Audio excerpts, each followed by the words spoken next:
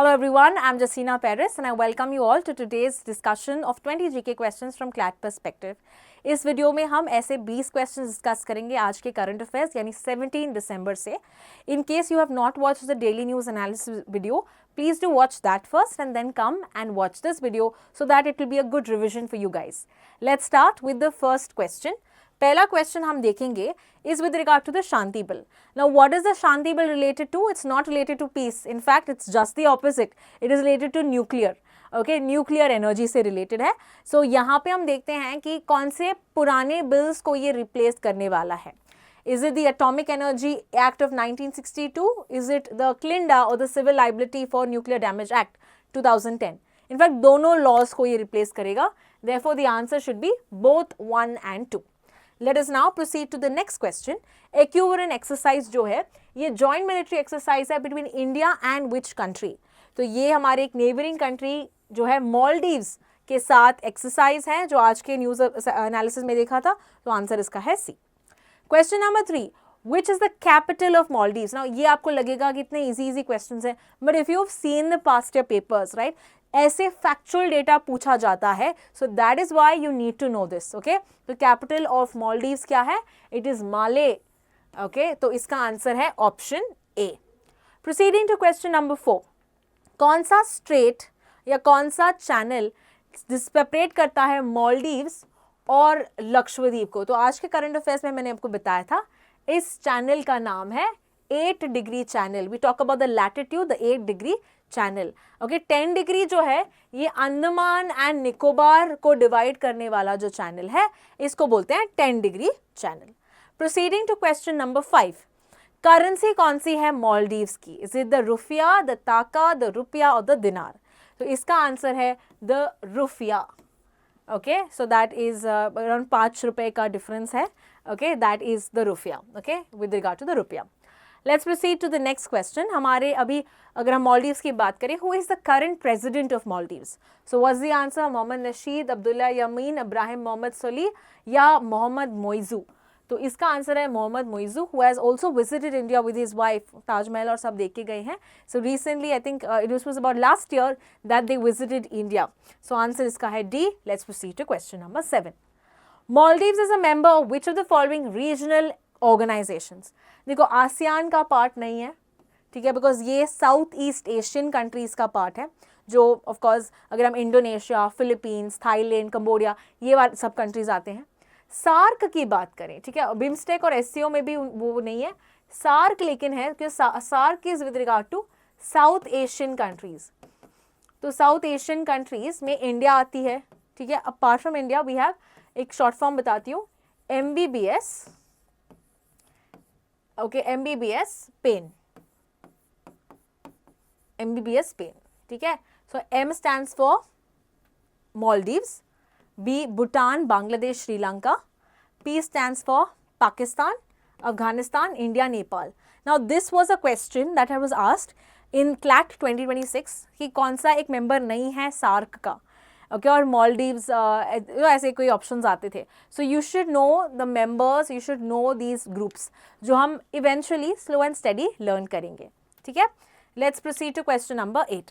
What is the respond basket 2025? ये किससे related है? हम देखते हैं ये स्पेस से रिलेटेड था with regard to research problems and statements for academics. ये था रिस्पॉन्ड बास्केट के बारे में. Question number 9. रिस्पॉन्ड प्रोग्राम जो है किस पे फोकस करता है? It is for ISRO collaborating with academics. तो इसका आंसर क्या होना चाहिए? ऑप्शन सी आंसर होना चाहिए. This is was a easy question. Chairman of ISRO कौन है? तो currently the chairman of ISRO is V Narayan. Okay, where is the headquarters of ISRO? Headquarters है बेंगलुरु में, ठीक है. The headquarters of ISRO is in Bengaluru. Proceeding to question number 11. 3 nation tour जो prime minister Modi ले रहे हैं वो कौन से कंट्रीज विजिट करेंगे? The answer is Jordan, Ethiopia, Oman. आज के करंट अफेयर्स और कल के करंट अफेयर्स में भी देखा था. तो आंसर क्या होना चाहिए? Option B should be my answer, Jordan, Ethiopia, Oman. Question number 12. King का नाम पूछा गया है बिकॉज वी नो अगर न्यूज़ में है, प्राइम मिनिस्टर ने विजिट किया है, you can be asked these questions. So what is who is the king of Jordan जिन्होंने प्राइम मिनिस्टर मोदी के साथ बातचीत की recently? The answer is king Abdullah. Answer इसका है ऑप्शन सी। क्वेश्चन नंबर 13, हम देखते हैं कि हमारे जो external affairs minister S Jaishankar, he went to Israel recently, right? Israel ने भी एक लॉ पास किया था UNRWA के एक्टिविटीज को बैन करने के लिए। तो इनका पार्लियामेंट को क्या कहते हैं? We had seen this in today's news. What is the name of it? It is नेसिट। ओके, नेसिट। तो अगर हम देखें, डाइट जो है ये जापान का पार्लियामेंट है, Bundestag is Germany, Duma is Russia. ठीक है, तो इनके पार्लियामेंट के नाम्स आपको याद रखने हैं। Quickly note it down. ठीक है, let's proceed to the next article then. UNRWA, okay, जो अभी रिसेंटली नेसिट ने बैन किया था इनकी एक्टिविटीज, ये किस रेफ्यूजीज के लिए काम करते हैं मेनली? ये बना ही था फॉर पैलेस्टीन इन 1949। ठीक है, United Nations relief and welfare agency कहते हैं इसको, रिलीफ वेलफेयर एजेंसी।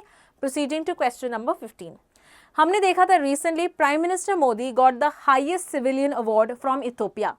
इथोपिया के प्राइम मिनिस्टर ने इन पे कॉन्फर किया। तो आपको ये बताना है इस अवार्ड का नाम क्या है। अवार्ड का नाम है the great honour. Great honour का एक दूसरा नाम भी हमने देखा था, इट वॉज निशान।